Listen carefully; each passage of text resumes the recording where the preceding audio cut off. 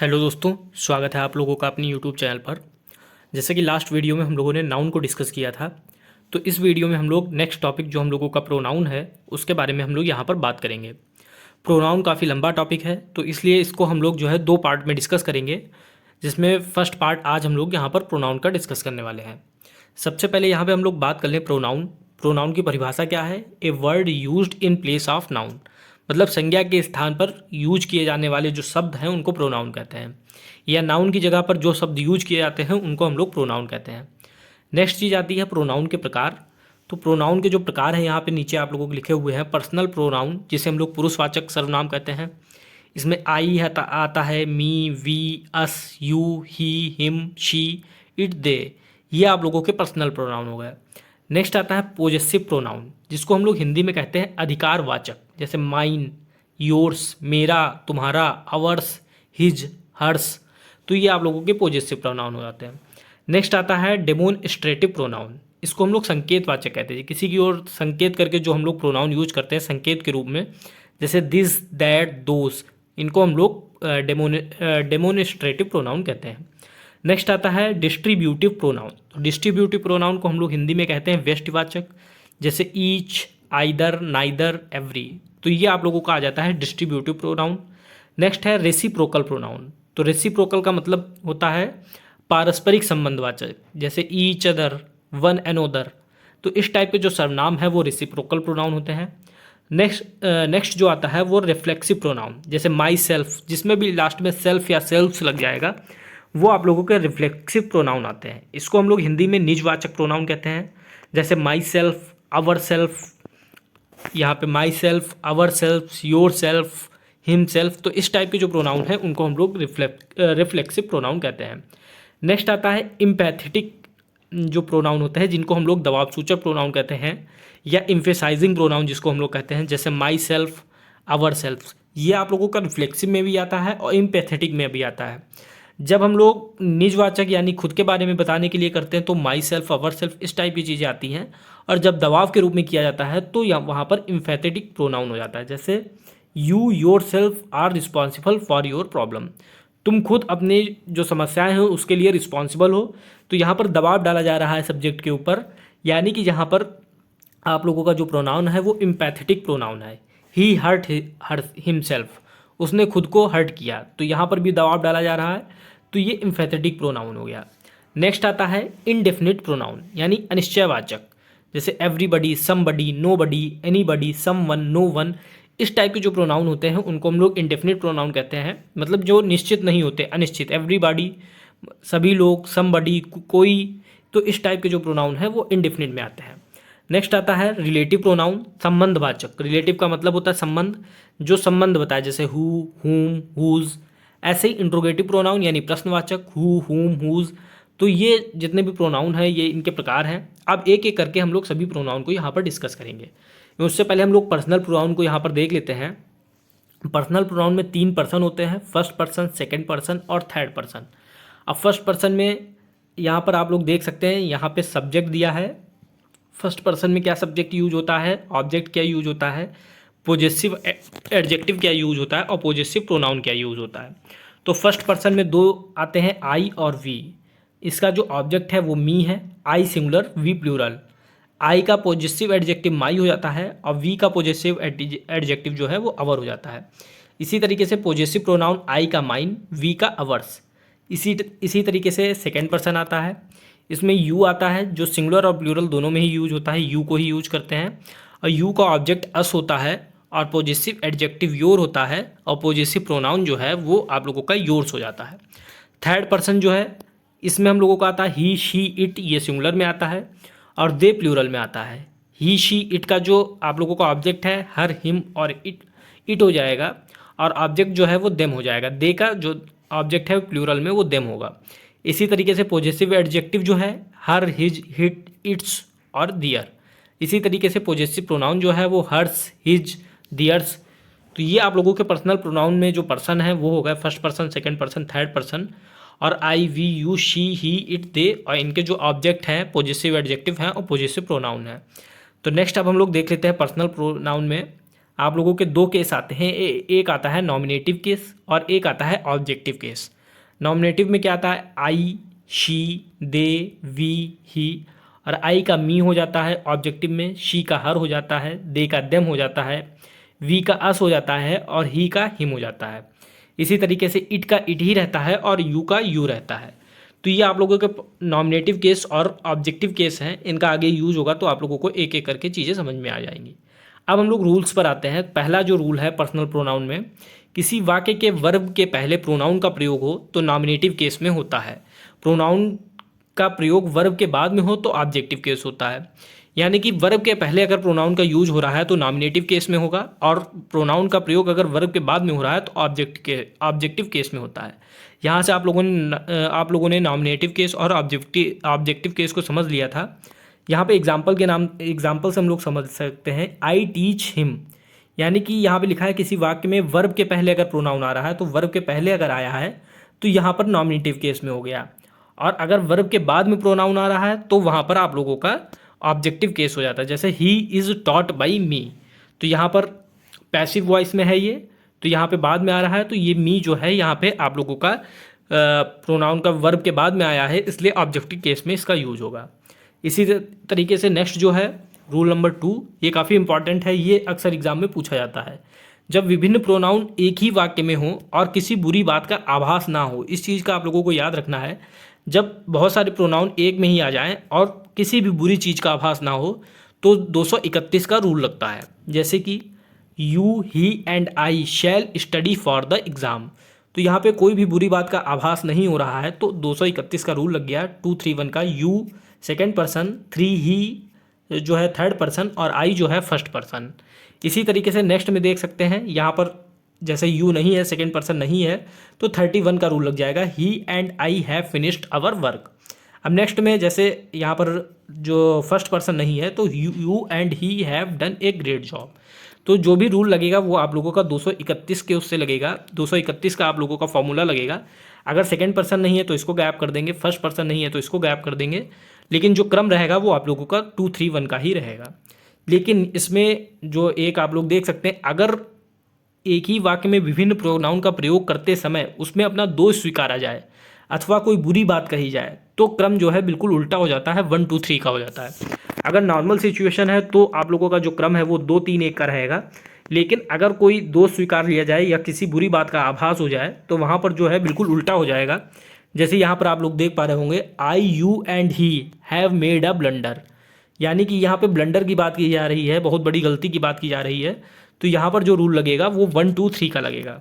ऐसे ही यहाँ पर आप लोग देख सकते हैं, you and he have done this mischief, यहाँ पर भी दोष स्वीकारने की बात हो रही है तो यहाँ पर भी आप लोगों का 1 2 3 का रूल लगेगा। नॉर्मल सिचुएशन में 2 3 1 का लगेगा।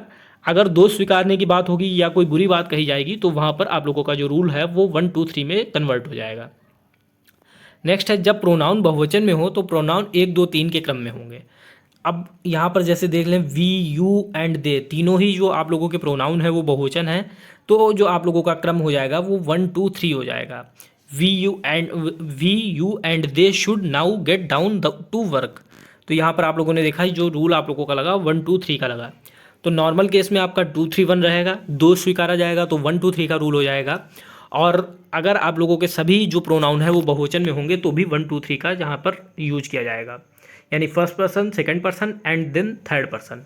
नेक्स्ट रूल है, verbs likes, between, but, except, preposition के बाद ऑब्जेक्टिव केस का प्रयोग किया जाता है। जैसे अभी हम लोगों ने नॉमिनेटिव केस और ऑब्जेक्टिव केस ऊपर देखा था, तो जब भी verbs likes, between, but, except और इस टाइप के प्रीपोजिशन या कोई और प्रीपोजिशन आता है तो उसके बाद में हमेशा ऑब्जेक्टिव केस का ही यूज किया जाता है। जैसे यहाँ पे आप लोग देख सकते हैं, let me do this work, तो यहाँ पे ऑब्जेक्टिव केस का प्रयोग किया गया क्योंकि यहाँ पर लेट आया, फिर उसके बाद let me do this work. इसी तरीके से यहाँ पे आप लोग देख सकते हैं, दोनों एग्जाम्पल को देख के आपको सही से समझ में आ जाएगा। There is no problem between she and I, तो ये आप लोगों का गलत सेंटेंस है क्योंकि यहाँ पे सही सेंटेंस होगा there is no problem between her and me, क्योंकि यहाँ पे ऑब्जेक्टिव केस का प्रयोग होगा क्योंकि यहाँ पे लिखा हुआ है वर्ब्स के बाद लाइक्स, बिटवीन के बाद या बट, एक्सेप्ट या कोई प्रीपोजिशन के बाद में आप लोगों का जो है ऑब्जेक्टिव केस का प्रयोग किया जाता है। जैसे ही लाफ्ड एट आई, तो यहाँ पर आप लोगों का प्रीपोजिशन यूज़ हो गया, बाद में आई ना आकर के मी आएगा क्योंकि यहाँ पर ऑब्जेक्टिव केस का यूज़ किया जाएगा। तो जब भी इस टाइप के प्रीपोजिशन के बाद में अगर कोई प्रोनाउन आता है या फिर वर्ब्स के बाद में आता है या लाइक्स बिटवीन बट इस टाइप से किसी भी चीज़ के बाद अगर आता है तो वहाँ पर ऑब्जेक्टिव केस का यूज किया जाएगा। नेक्स्ट जो रूल है वो आप लोगों का है, यदि दो नॉमिनेटिव्स के बीच में तुलना हो तो एज या देन के बाद नॉमिनेटिव केस के प्रोनाउन का प्रयोग होता है। जैसे he is as fast as me, तो ये सेंटेंस गलत हो जाएगा, he is as fast as I. ये आप लोगों का सेंटेंस सही हो जाएगा क्योंकि दो नॉमिनेटिव के बीच में अगर तुलना हो रही है, he is as fast as I, क्योंकि ही इज़ एज दो लोगों के बीच में तुलना हो रही है नॉमिनेटिव्स के बीच में, तो यहाँ पे जो प्रोनाउन होगा वो नॉमिनेटिव केस में होगा। जैसे नेक्स्ट एग्जांपल में भी आप लोग देख सकते हैं, I run faster than him, ये गलत हो जाएगा, I run faster than he, क्योंकि दो नॉमिनेटिव के बीच में तुलना हो रही है तो जो आप लोगों का प्रोनाउन है वो नॉमिनेटिव केस में ही रहेगा। नेक्स्ट है, अगर इट का प्रयोग सब्जेक्ट के रूप में हो और उसके बाद बी के किसी फॉर्म का प्रयोग हो तो उसके बाद प्रोनाउन के नॉमिनेटिव केस का प्रयोग होता है। तो यहाँ पर आप लोग देख सकते हैं इट का यूज़ हुआ सब्जेक्ट के रूप में, उसके बाद जो बी का फॉर्म है आई आया, it is I who am to blame, तो यहाँ पर जो प्रोनाउन है वो नॉमिनेटिव केस में ही यूज किया गया। अगर यहाँ पे होता it is me who am to blame तो ये आप लोगों का सेंटेंस गलत हो जाता, लेकिन यहाँ पे लिखा हुआ है it is I who am to blame, तो नॉमिनेटिव केस में लिखा गया है, इसलिए ये आप लोगों का सेंटेंस सही होगा। नेक्स्ट जो हम लोगों का जो प्रोनाउन के प्रकार में था वो प्रोनाउन ऑफ पॉजेसिव केस था, तो यही अब हम लोगों का नेक्स्ट टॉपिक है, नॉमिनेटिव केस, पॉजेसिव केस और पॉजेसिव प्रोनाउन। तो नॉमिनेटिव केस में क्या आता है, आई आता है, आई का पॉजेसिव एडजेक्टिव मी होता है और पॉजेसिव प्रोनाउन माई होता है। वी का जो पॉजेसिव एडजेक्टिव है अवर है और पॉजेसिव प्रोनाउन अवर्स है। यू का पॉजेसिव एडजेक्टिव योर है और पॉजेसिव प्रोनाउन योर्स है। ही का पॉजेसिव एडजेक्टिव हिज है और पॉजेसिव प्रोनाउन हिज है। शी का हर और हर सेम रहेगा, और इसी तरीके से इट का पॉजेसिव एडजेक्टिव इट्स होता है और पॉजेसिव प्रोनाउन नहीं होता। ये आप लोगों को याद रखना चाहिए क्योंकि कभी कभी एग्जाम में पूछ लिया जाता है इट का पॉजेसिव प्रोनाउन क्या होगा, तो पॉजेसिव प्रोनाउन इट का नहीं होता है। और दे का दियर होता है पॉजेसिव एडजेक्टिव और पॉजेसिव प्रोनाउन होता है दियर्स। तो ये आप लोगों के नॉमिनेटिव केस, पॉजेसिव एडजेक्टिव और पॉजेसिव प्रोनाउन होगा। अब इसमें हम लोग रूल देख लेते हैं। पॉजेसिव प्रोनाउन का प्रयोग नाउन के पहले नहीं होता है। तो पॉजेसिव प्रोनाउन हम लोगों ने कौन कौन से पढ़े थे, यहाँ पे आप लोग देख सकते हैं, माइन, अवर्स, योर्स, हिज, हर और दियर्स। तो ये जो पॉजेसिव प्रोनाउन है इनका प्रयोग नाउन के पहले नहीं होता है। जैसे आप लोग देख सकते हैं, our school was closed for 4 days, तो ये सेंटेंस गलत है क्योंकि यहाँ पे पॉजेसिव प्रोनाउन का प्रयोग कर दिया गया है अवर्स, तो अवर्स का प्रयोग ना होकर यहाँ पे अवर का प्रयोग होगा, अवर school was closed for 4 days, तो ये सेंटेंस सही है। तो कभी भी अगर नाउन के पहले कोई भी पॉजेसिव प्रोनाउन आता है जैसे कि माइन, अवर्स, योर्स, हिज, हर या दियर्स, तो वो सेंटेंस आपका गलत होगा। वहाँ पर आप लोगों को जो है केवल अवर का यूज करना होगा, अवर्स का यूज़ नहीं होगा। नेक्स्ट जो है, पॉजेसिव प्रोनाउन के पहले एस के पॉजेसिव प्रोनाउन में एस के पहले अपॉस्ट्रॉफी का प्रयोग नहीं होता है। तो जैसे पॉजेसिव प्रोनाउन है the bear had a ring around its nose, तो यहाँ पे इट्स जो आया है ये आप लोगों का गलत हो जाएगा। The bear had a ring around its nose, ये आप लोगों का सही सेंटेंस होगा क्योंकि ये आपको याद रखना है पॉजेसिव प्रोनाउन में एस के पहले अपॉस्ट्रॉफी का यूज़ नहीं होता है। तो जहाँ भी पॉजेसिव प्रोनाउन यूज होंगे वहाँ पर अपॉस्ट्रॉफी का यूज़ नहीं किया जाएगा। नेक्स्ट है, जीरंड के पहले पॉजेसिव एडजेक्टिव का प्रयोग होता है। तो यहाँ पे आप लोग देख सकते हैं, I was confident of my winning the match, तो यहाँ पे जीरंड का यूज़ हुआ है और यहाँ से आप लोग देख सकते हैं जो पॉजेसिव एडजेक्टिव है आई का वो माई होता है। तो यहाँ पे कभी भी जीरेंड आएगा तो जीरेंड के पहले आप लोगों का पॉजेसिव एडजेक्टिव का यूज़ किया जाएगा। तो सही सेंटेंस आप लोगों का I was confident of my winning the match होगा। तो यहाँ पे माई आप लोगों का यूज़ होगा, इस बात को आप लोगों को याद रखना है। नेक्स्ट जो हम लोगों का जो टाइप था, यूज़ ऑफ रिफ्लेक्सिव प्रोनाउन, जब वाक्य में खुद को, स्वयं को या खुद ही, अपने आप, जैसे हम लोगों ने हिंदी में पढ़ा था निजवाचक सर्वनाम, तो उसी तरीके से यही है कि खुद को या स्वयं को या अपने आप को, इस टाइप के शब्दों का यूज होगा तो वहाँ पर रिफ्लेक्सिव प्रोनाउन का प्रयोग होगा। इससे आप लोगों के काफ़ी क्वेश्चन पूछे जाते हैं, तो यहाँ पे कुछ चीज़ें याद रखने वाली हैं। दिए गए शब्दों के साथ रिफ्लेक्सिव प्रोनाउन का प्रयोग होगा, तो ये वर्ड आपको याद रखने। एक्यूट मतलब होता है प्रशंसाजनक व्यवहार करना, अवेल मतलब लाभ उठाना, रिकनसाइल मतलब बेमन से स्वीकार करना, अम्यूज़ मतलब मनोरंजन करना, एवेंज मतलब बदला लेना, रिजाइन, इसके अलावा एक्सर्ट मतलब बहुत मेहनत करना, apply, adjust, absent, enjoy, pride और एडाप्ट।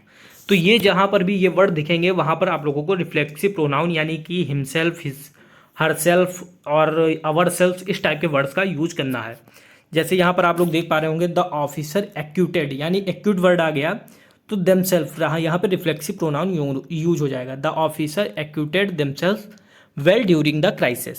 इसी तरीके से नेक्स्ट सेंटेंस भी आप लोग देख पा रहे होंगे, सी हैज़ रिकनसाइल्ड, यहाँ पे रिकनसाइल्ड का यूज हो गया तो यहाँ पर हर सेल्फ का यूज हो गया। तो जहाँ पर भी ये वर्ड यूज़ होंगे तो वहाँ पर आप लोगों का रिफ्लेक्सिव प्रोनाउन यूज हो जाएगा। तो इस चीज़ को आप लोगों को ध्यान में रखना है, ये जो वर्ड है इनको आप लोगों को याद रखना होगा, और जहाँ पर भी ये वर्ड दिखेंगे तो उसके बाद में आप लोगों को रिफ्लेक्सिव प्रोनाउन मिलेगा। जैसे यहाँ पे आ जाता है she has reconciled her to the demands of her in laws, तो यहाँ पे ये सेंटेंस गलत हो जाएगा, यहीं पर आपको एरर ढूंढना होता है। तो यहाँ पे हमेशा जब भी इस टाइप के वर्ड आएंगे तो उसके बाद में रिफ्लेक्सिव प्रोनाउन आएगा। नेक्स्ट जो है rule 2, keep, stop, turn, qualify, bath, move, rest, hide के साथ रिफ्लेक्सिव प्रोनाउन का प्रयोग नहीं होता है। तो पहले हम लोगों ने वर्ड जो देखे उनके साथ रिफ्लेक्सिव प्रोनाउन हमेशा आएगा, और इन वर्ड के बाद साथ रिफ्लेक्सिव प्रोनाउन नहीं आएगा। जैसे you should keep your self away from bad boys, तो ये गलत हो जाएगा क्योंकि यहाँ पे हमने वर्ड पढ़ा कीप और यहाँ पर कीप आ गया तो इसके बाद में रिफ्लेक्सिव प्रोनाउन नहीं आना चाहिए था। तो यहाँ पे क्या सही सेंटेंस होगा, you should keep away from bad boys, तो ये सही हो जाएगा। जहाँ पर भी कीप आ जाएगा, stop, turn, qualify, rest, hide इस टाइप के वर्ड आ जाएंगे तो उसके बाद में रिफ्लेक्सिव प्रोनाउन का प्रयोग नहीं किया जाएगा। नेक्स्ट है सब्जेक्ट या ऑब्जेक्ट के रूप में एक रिफ्लेक्सिव प्रोनाउन का प्रयोग तब तक नहीं हो सकता जब तक उसके पहले संबंधित नाउन या प्रोनाउन का उल्लेख ना हो, यानी कि कोई भी वर्ड है वो रिफ्लेक्सिव प्रोनाउन से शुरू नहीं हो सकता। जैसे कि आप लोग देख पा रहे होंगे yourself and he reached there in time, तो ये सेंटेंस आप लोगों का गलत हो गया। सही क्या होगा, you and he reached there in time, तो ये सही होगा। इसी तरीके से आई पहले देखो आ गया, अगर नाउन आ गया तो उसके बाद माई सेल्फ आ गया, डिड दिस वर्क, तो ये सेंटेंस सही हो जाएगा। अगर यही my self did this work होता तो ये गलत हो जाता है। तो सब्जेक्ट जब आएगा तो उसके बाद में रिफ्लेक्सिव प्रोनाउन आएगा, कभी भी रिफ्लेक्सिव प्रोनाउन से वर्ड की जो सेंटेंस की जो है वो स्टार्टिंग नहीं होगी। नेक्स्ट जो टाइप है यूज़ ऑफ डिस्ट्रीब्यूटिव प्रोनाउन, तो डिस्ट्रीब्यूटिव का क्या है, आइदर का, इसमें हम लोगों ने पढ़ा था डिस्ट्रीब्यूटिव में आइदर, नाइदर, तो इस टाइप के जो वर्ड हैं वो डिस्ट्रीब्यूटिव प्रोनाउन में आते हैं। तो रूल नंबर 1 क्या है, आइदर का प्रयोग दो में से कोई एक के अर्थ में होता है। आइदर मतलब दो में से कोई एक, नाइदर मतलब दो में से कोई भी नहीं। तो यहाँ पे जैसे लिखा है either of these 3 friends is naughty, तो जब हम लोग पढ़ चुके हैं आइदर का प्रयोग सिर्फ 2 लोगों में होता है तो 3 फ्रेंड्स हो गया, इसलिए ये सेंटेंस गलत हो गया। सही सेंटेंस क्या है, either of these 2 friends is naughty. इसी तरीके से नाइदर का प्रयोग दो में से कोई नहीं के अर्थ में होता है, और एनी या वन का प्रयोग होता है। जैसे neither of these 2 girls is active, तो ये सेंटेंस आप लोगों का सही हो गया। एनी या वन का प्रयोग जो है वो एक से अधिक के लिए होगा। दो या दो से अधिक व्यक्तियों के अर्थ में नन का प्रयोग होता है। जब नहीं के अर्थ में हम लोग लेंगे तो 2 या 2 से अधिक व्यक्ति होंगे तो नन का यूज किया जाएगा। अगर 2 लोगों का यूज किया जाता है तो नाइदर का यूज किया जाएगा।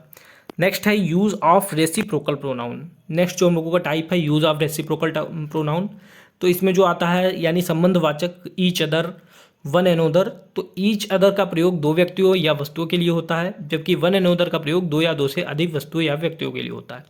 जब 2 लोगों की बात की जाएगी, 2 व्यक्तियों की बात की जाएगी तो ईच अदर का यूज किया जाएगा, और जब 2 से अधिक व्यक्तियों की बात की जाएगी तो वहाँ पर वन एनोदर का प्रयोग किया जाएगा। जैसे he was so afraid that his knees knocked one another, तो यहाँ पर ये सेंटेंस गलत है क्योंकि यहाँ पे वन एनोदर के स्थान पर ईच अदर का प्रयोग किया जाएगा। तो यहाँ पर जब भी 2 चीज़ों की बात की जाएगी, 2 वस्तुओं के बारे में या 2 व्यक्तियों के बारे में, तो वहाँ पर ईच अदर का प्रयोग किया जाएगा। 2 से अधिक होंगे तो वहाँ पर वन एनोदर होगा। जैसे after the farewell the student of class 10th bade each other good bye, तो यहाँ पर 2 से अधिक के बारे में बात की जा रही है तो यहाँ पे ईच अदर के स्थान पर वन एनोदर का यूज किया जाएगा। तो जब भी 2 व्यक्तियों के बारे में बात की जाएगी तो ईच अदर, और 2 से अधिक व्यक्तियों के बारे में बात की जाएगी तो वन एनोदर। तो ये फ्रेंड्स आज की वीडियो में सिर्फ इतना ही। जो नेक्स्ट इसके बचे हुए टाइप्स हैं और उसके अलावा जो भी प्रोनाउन से रिलेटेड जो चीज़ें हैं वो हम लोग नेक्स्ट जो क्लास होगी हम लोग उसमें डिस्कस करेंगे। अगर आप लोगों को वीडियो पसंद आया तो वीडियो को लाइक करें, साथ ही साथ चैनल को सब्सक्राइब करें। मिलते हैं नेक्स्ट वीडियो में। Thank you.